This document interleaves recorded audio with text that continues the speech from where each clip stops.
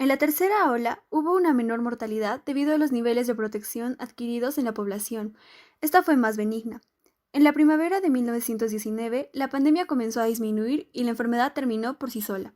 En el verano de 1920, el virus había desaparecido. ¿Cuáles fueron las medidas de salud pública que se tomaron, principalmente en Europa? Para evitar la propagación del virus se implementaron intervenciones no farmacéuticas como la promoción de una buena higiene personal, el aislamiento de afectados, la cuarentena, el cierre de lugares públicos. El uso de máscaras de tela se convirtió en obligatorio para todas las personas que desempeñaban trabajos de atención pública.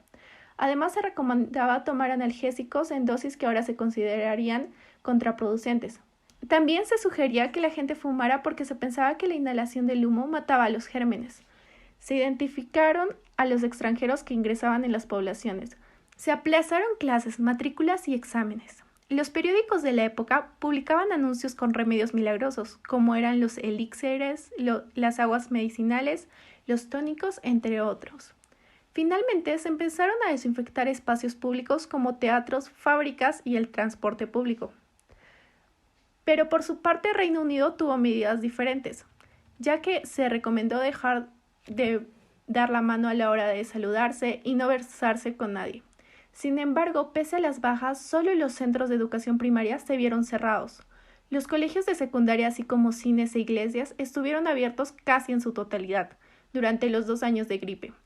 Si bien algunos de estos métodos ayudaron a contener la enfermedad, en otros los costos sociales y económicos fueron muy elevados. Se popularizaron entonces las máscaras de tela y gasa, aunque eran absolutamente inútiles porque el virus podía penetrar fácilmente el tejido, pero eran muy baratas de fabricar y tenían un efecto tranquilizador.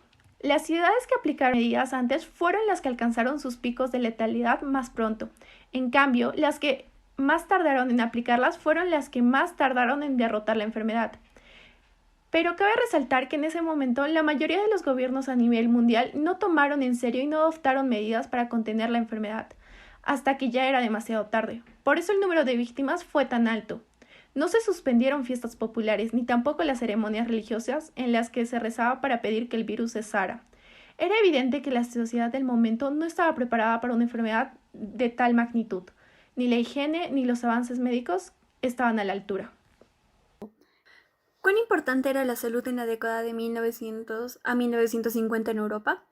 Durante la pandemia de 1918, en Europa, la incidencia de infecciones bacterianas secundarias a la gripe fue, con casi total seguridad, la principal causa de mortalidad. Las tasas de mortalidad